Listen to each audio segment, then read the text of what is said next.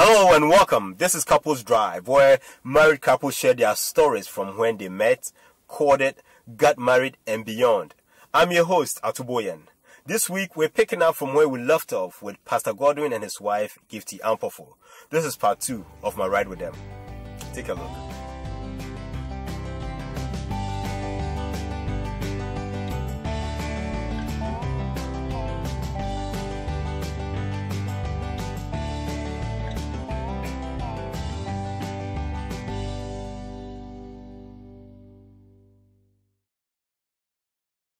But have you ever encountered a situation where you've had to advise somebody against, marriage, or a situation where you tell somebody, I don't think this person is good for you. I don't think this is God's choice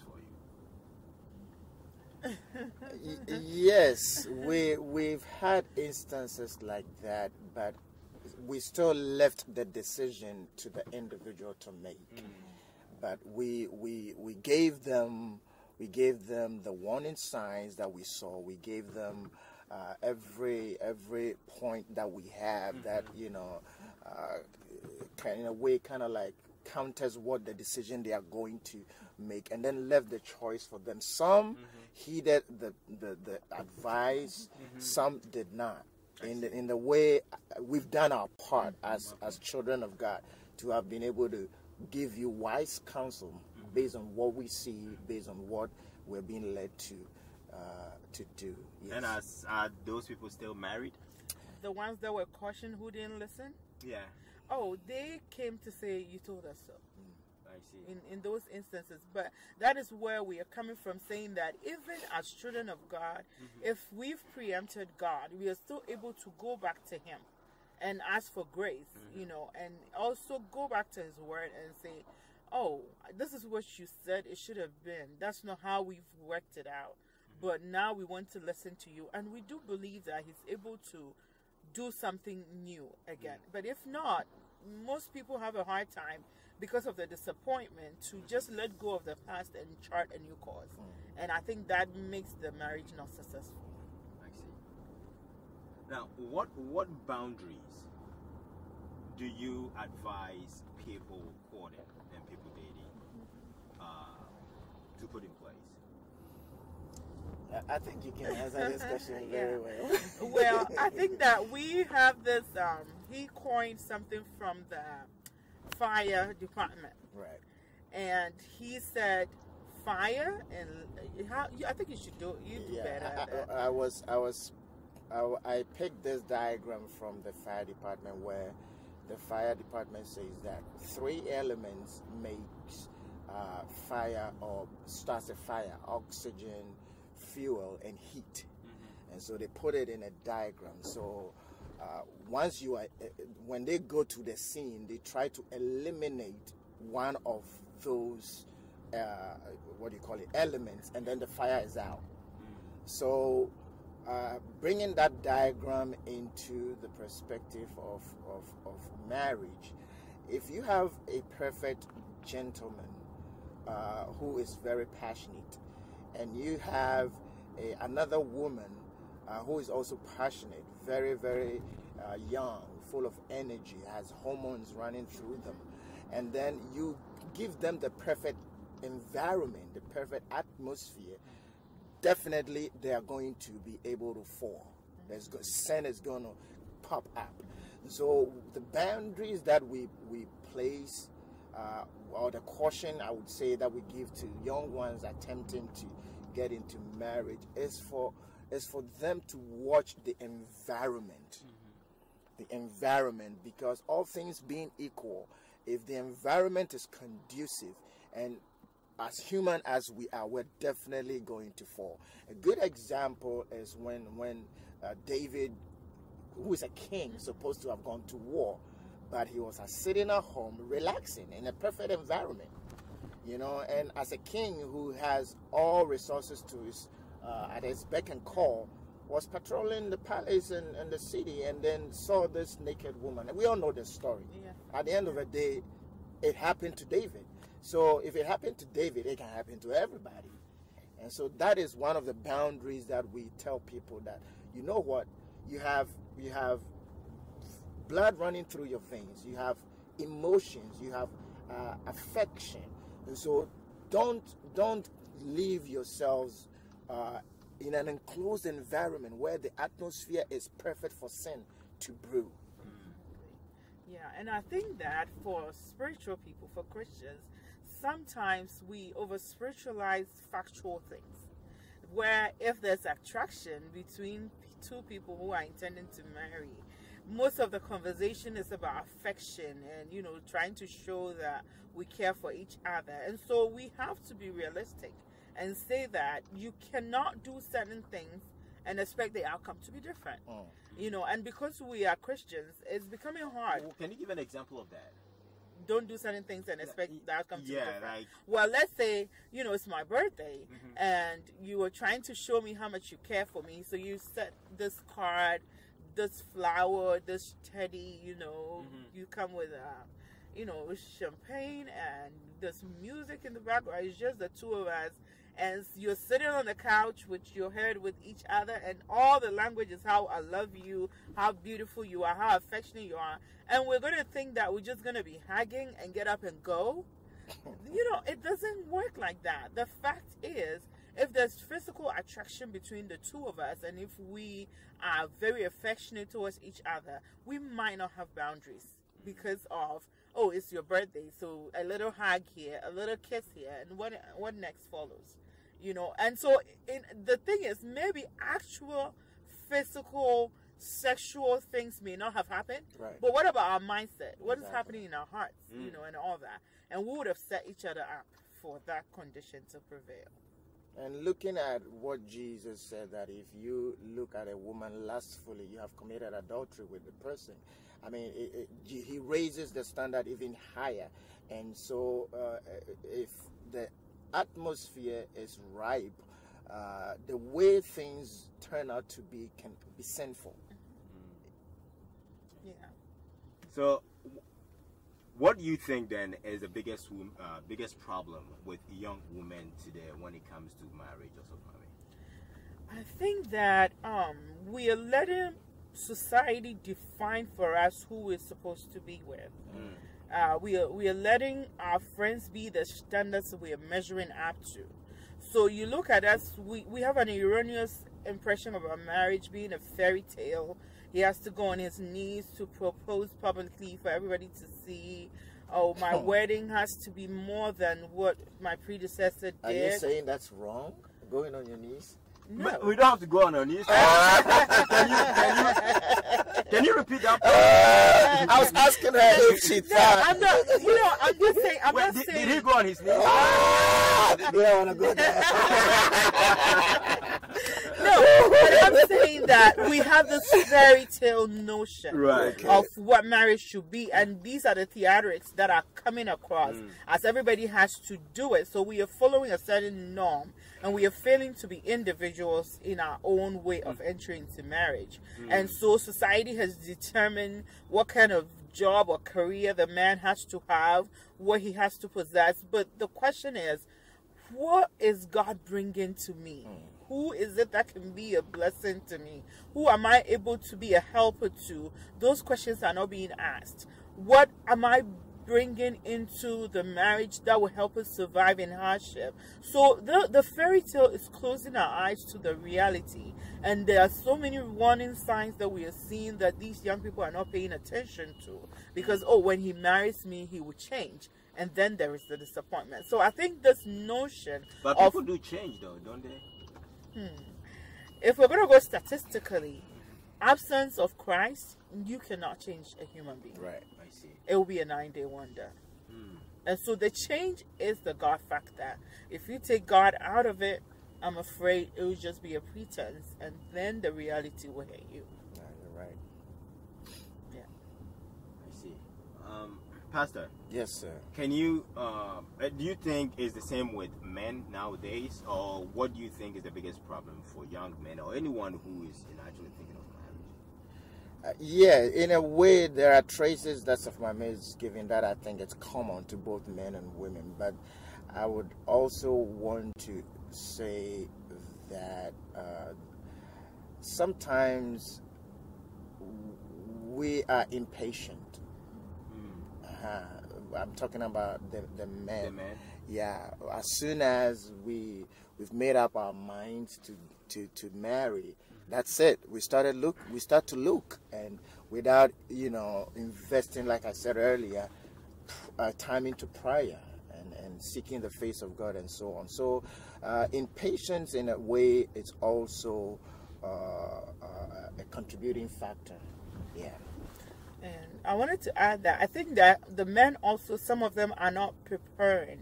There are divine roles that have been assigned for men if you're about to enter into marriage. You look at in the garden, God made Adam, right?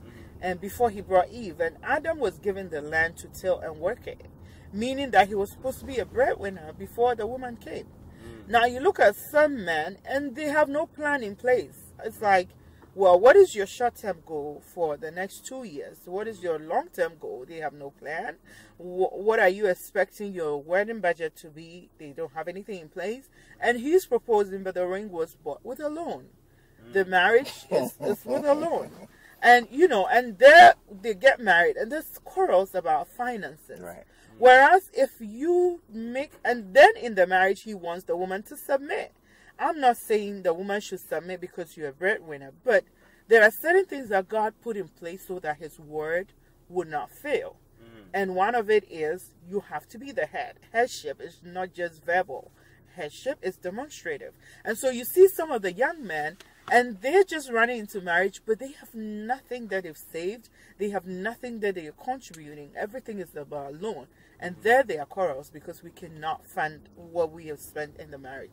And so there's a lot of disillusionment. So I think that if we're Christians and we're going to go by what God has said, then we as parents should also prepare our sons to know that you are the breadwinner. She's coming to help. I'm not saying that in difficult times we should fold our hands at women and look at the man. But prepare your life that I have a role and I'm going to come to fulfill it. If God blesses me with a woman who's also well-to-do, yes, I'm glad. But if not, I'm taking up my ownership as the head and the provider. I see. So if you are with someone and you've realized that things are not going the way it's supposed to be, or this is not God's call for you, or this person is not, God's choice for you, how do you find that and how do you address that? How do you go about it? I would say that if you realize that you did not involve God, and so you're kind of in a way having a bias remorse, if I'll put it that way, there's no exit for you. There's no exit? If you're already married. If you're already married, there's no exit for you. I see. So from the perspective of the Bible, it's for better, for worse, we're staying together. But then if you're not married, there's nothing wrong for you to back out.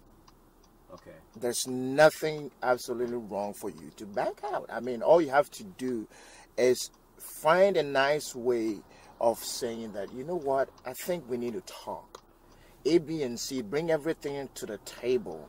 It's better for you to walk out now than get into the union and then break. Then that you incur the displeasure of God. And the consequences is so much, because if you have kids, then it's going to affect them. It's going to affect the home and so on and so forth. It's going to set a bad example if you belong to the church, for the church, because we don't want divorce to be coming in. So we want those that would be couples to take the right steps. To take the right steps. And if you see the warning signs, you know that it's not working, or maybe it's God sending you the red flags, and we need to pay attention, because the Bible says that as many as are led by the Spirit are the sons of God. And so once you see the promptings, once you see the leadings of the Spirit, it is very, very, very important that you back up. That is why we shouldn't be quick to propose. We should not be quick to propose to women. We can look and observe them from a distance, and as soon as God gives you the confirmation and you're ready, then you go forward. But sometimes we don't see that these days in the churches. You see a guy proposing to as many women in the church as possible. I mean, it's you playing with people's hearts, so that's kind of like the caution. What is the confirmation? How do you have that kind of confirmation?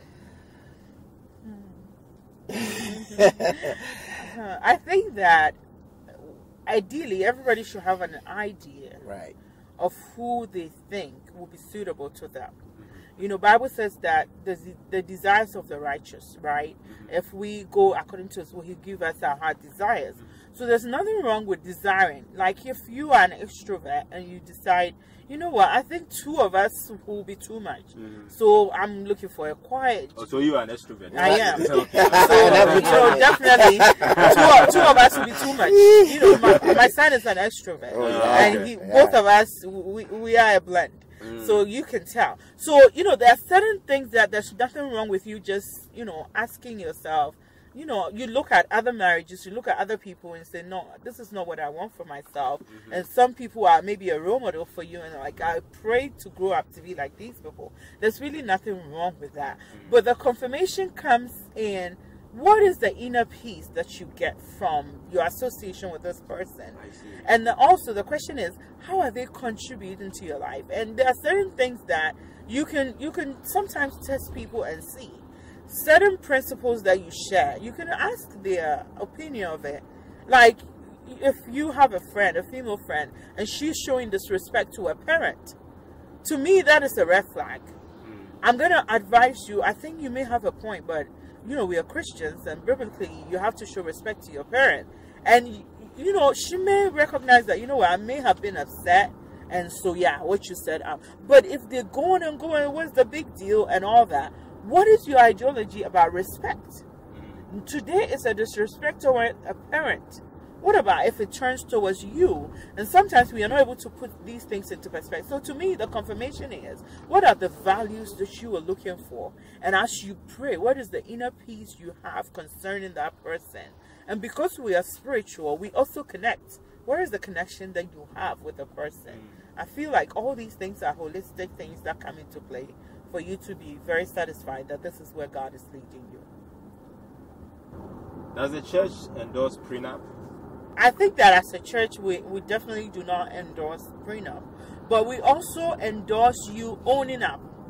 So don't come into a marriage hiding your debts. Yeah. Just to interject a little bit. Yeah. How much debt do you think, or at what point during the conversation or the process should you divulge that? During counseling. Yeah. During counseling. Yes. Wouldn't that be too far? No. Just because that's why I'm saying that we are running into things these days. Let's go straight. Because by the time, let's say by the time you start counseling, if you're going to go by what the church is saying, it should be around 6 months, right? Okay. And so the counseling process should actually initiate the whole thing, where this is where we are saying we're actually very serious. You've already gone to your minister to say this is what we want to do, not announcing it to the whole world yet. Because during counseling also, if certain things were to come up, that is the period where both of you can say, this is not for us. And that precedes the introduction to the whole congregation. Right. And so I feel like if I've realized that I'm very serious about this, the counseling is not the official counseling where you've gone to the marriage committee, but actually approaching your minister to say, this is the journey. And we always advise people, come to us a year before you are sure of where you want to end. So we will have these dialogues that will make you look at your decision twice. And if there, in talking to us, you realize this is not it, then you are able to break away quietly without it being traumatic. And so that is where you go and say, look, we are very serious about this. This is what we want to do. And there we have this serious talk of what are you bringing to the table? What are your assets? What are your debts? And when this is on the table, is this something you think you can take on? And if not, then you walk away. So I think we are quick to announce to the whole world that we are dating. And then when there's an issue, it's hard to go away. Right. The other thing is, if we're going to be truthful to ourselves, God is wise. If there's no sexual involvement, going your separate way is not as traumatic as if there's a sexual involvement. Right. For especially the women. I see. Yes. And in the church, for the young men who are also elders and deacons, and you have to be aware that some people set that as a trap. We've come across so many people that they were not wise, and women caused them to have intimacy with them, and it became, if you don't marry me, I'm going to report you so that you be suspended, and they've entered into marriage that they have remorse. So one thing every young person should guard against, just because we are not so aware of tomorrow, is as much as possible take sex off the table, and when you need to walk off, it's much easier for you. And don't spend so much on a person that you're not married to already. Don't go and get a loan for them, and then when you have to walk your separate ways, you feel so disappointed. So It calls for a deep breath, huh? yeah. Now, just to take a little bit tangent, I'll piggyback on what you just said. Yes, sir. I've heard a lot of people say that you don't do a wifey thing, or you don't become a wife until the ring is on your finger. You don't play the role of a wife if you are just a girlfriend or courting. But how does a person know, or how does a woman know that this is a husband material or this is a wife material if they are not playing that role for you to see? All right. So let's look at the reality. All things being equal, you're going to meet your partner either at church, through work, or at school. Or somebody introduced them to you. So almost all the time, look at how when we encounter people for the first time, what we go through. Oh, who is this person? What is their name? Oh, how are they? So if we spend time to build friendship, then you're going to know them from afar. Okay. I don't need to watch you play with kids to tell whether you're going to be a good father or not. But just by how you carry yourself, just by how you relate to people, how you relate to your parents, will show me the caliber of person you are. Right. So we're having this wrong notion that we have to actually live the role to tell who you are. No. If we are, now these days, I'll tell my husband that there's some sad thing in our generation where we have to say this is a genuine Christian. Used to, we didn't have to qualify who was genuine or not. A Christian was a Christian. But now we are having to say genuine because, of course, we've seen some disappointments in the faith. Because some people are professing, but they are not living it. So you don't actually have to be a wife to know that this person is genuine. It's just by the values, how they live. So from a distance, how are they talking? In church, how are they carrying themselves? If they have a conflict with a friend, what stance are they taking? All these things are things that they are bringing into the marriage. Well, if I'm a friend and you visit me, I'm going to feed you anyways. You know what I'm saying? Right. So there you will know if I can cook or not. Right? I don't have to come to your house to cook for you, do your laundry before you know that I'm an industrious woman. You can observe me in my family setting and see how I'm relating to chores at home. You can talk to my friends. You can even talk to my family. So we are not spending time to get to know who a person is. And all these things can be staged.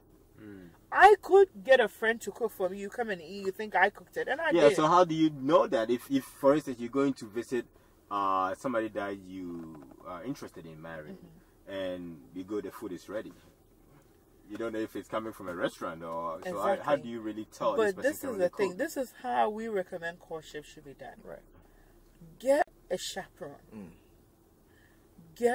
You are safeguarding yourself just in case this is the wrong choice for you, where you can easily walk out. So get a chaperone. Everybody should have a best friend. So I'm going to tell this lady that, so we have check marks that you have to observe. Okay. You need to observe them in their family setting. So one of your visit, you have to visit when the whole family is around. Right. So you observe the interaction between the family members and her parents. You also have to visit her alone, where it's in an outside environment where you are not so, you know what I'm saying? Yeah. And then I can say, we're going to cook together. Right? and then you observe that. But the reality is, what if she doesn't cook? What's the big deal? Can you teach her how to cook? So some of these things, it's just not about actual cooking, but what is their humility level? I see. You know, so all these things, if we're going to spend time to observe them, then and can we find a perfect person? Of course not. Right. But you're just assessing what areas I need to help this person. What is their strengths that they are bringing into this Right. marriage? So it's not only just the two of you where you are not able to see them in different settings. Sometimes arrange for them to go and visit a friend who has been, just recently given birth. You observe them and their interaction with children. In church, when there's communal service, make sure she's there. You watch how she's serving. So we have so many opportunities. You watch how he's also serving, and and all that. Yeah. What if he or she declines to come with you to these services? That's where you're gonna have a problem. Okay. Yeah, You're gonna absolutely have a problem. I think that if whoever unless of course the person knows that he or she is being observed. If they don't know, then they are not able to. Their true personalities will come out. I see. But if they know, they hide. Exactly. So it's good. It's good not to make your intentions known quickly. So that you can do a lot of the observation you need to finalize your decision from a distance. I see. So that you don't make an erroneous decision. Yeah. Got it. What advice do you have for young women, Mrs. Ampofo? What advice do you have for young women who are getting ready for marriage? My advice is marriage is a good thing. Bible says that he who finds a wife finds a good thing and obtains favor in the eyes of the Lord. So I tell the young women that we are blessed because God made us to be a solution to a problem. And so we are living our lives knowing that we have a destiny. And Proverbs says that the virtuous wife will do her husband good all the days of his life. And so whatever we are going through now is preparing us to fulfill a certain role. If you're a child of God, then that's one of our purposes for being created. Is I'm going to answer somebody's problem. I'm going to be a solution. So my advice to them is they need to advance themselves. Every opportunity they have now to better themselves, they need to take it. And also live a virtuous life. Do not let society determine for you. It's sad. These days it's as if though virginity is not popular and the reverse is rather popular. But no, we are children of God. Save yourself the heartache, save yourself the disappointment. Pray. And also invest time in our academics, invest time in church activities. Do not necessarily be hunting for a relationship. You see a lot of people do that a lot these days. Wherever you are, Rebecca didn't know that going to the well was going to open that door for her. But it sure did. So we don't have to be hunting. But we just have to advance ourselves. If there are weaknesses in our lives, the people are kind enough to point it to us. Should we do something about it? Absolutely. And just serve God faithfully, and also be focused on whether we are working, our careers, whether in school, our academics, and God himself will do the rest for us. Pastor, Yes. to the young men getting ready for marriage. What I would say is that just as of Mame said, marriage is a good thing, and Scripture says that he who finds a wife finds a treasure and obtains favor. So I believe that once a woman is found the right way, which is having invested prayer into that decision making, this woman is coming into your life, number one, to fulfill a divine purpose. And that purpose is to make you, complement you as the man. And she's coming also with a favor from the Lord. Because when two people, Bible says, lie together, they exchange heat. So there is kind of, what do you call it, benefit that we get when we are in partnership with one another, especially in the context of marriage. And so I'll tell the young ones that haven't known this framework, for example, they need to enter into marriage cautiously, not running into marriage, because it's better for you to take your time and walk into marriage than hastily get into marriage, and then you would want to back out. When you get in, for Christians and for children of God, it's a one-way street until death separates the two of us.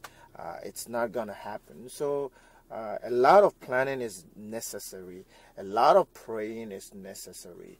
We shouldn't succumb to peer pressure just because a friend married and this marriage is glamorous and so on and so forth. We are rushing into marriage with a lot of debt. It doesn't make you the man that you're in charge of your family. And so I think that that's the kind of advice. And then also we should also know that when we are going into marriages, we are going there with assigned roles for us. Bible says that as men, we are the heads. Secondly, we're supposed to love our wives just as Christ loved the church. When you bring Christ into the picture, the standard automatically changes. It's so high because Christ eventually died for the church. And so I'm not saying we should die for our wives, but I'm trying to explain how high the standard is whenever Christ comes into the picture. And so we should have all these roles at the back of our minds that, we're not going to be bullies in the home, but we're going to take our position as men, as providers, as breadwinners, and we're going to love our wives, make sure the family is being run very well. And that will be fulfilling the divine purpose that God has for every man. Hey, welcome back. That was the final part of my ride with Pastor Godwin and his wife, Gifty Ampofo. I hope you picked up a whole lot of insights from them, and you're going to use that for your own relationship and your own marriage. Please don't forget to subscribe to our channel on YouTube, and also follow us on Instagram and Facebook so that you'll be notified once new videos are posted. I will see you next time with another couple. Until then, let's keep love alive. Bye.